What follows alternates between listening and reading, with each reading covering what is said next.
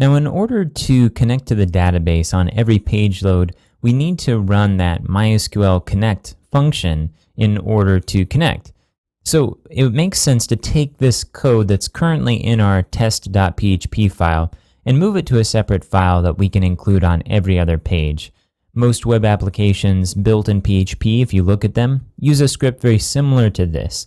That way, if we move the site to a live server, for example, or we copy it over to a development server on somebody else's computer, we can just change the username and password and database names there in a single script instead of modifying it across multiple files.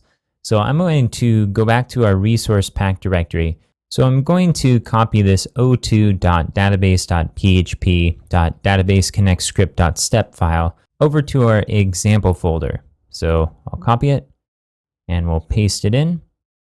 And then let's rename it to database.php. That's removing the O2 off of the beginning and the name.step off of the end.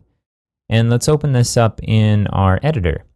Now I have test.php open and database.php open. Now if we flip between the two, we'll see the differences between our new include script and our file where we both connected to the database and then used it for a couple of queries.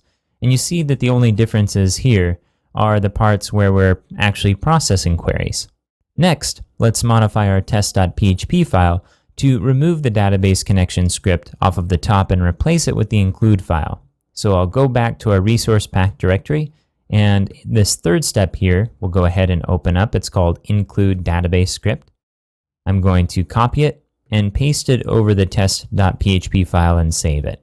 Now the only changes that we made here was the part where we connected to the database, and we've replaced that with include, and we're including the database PHP file that we just saved.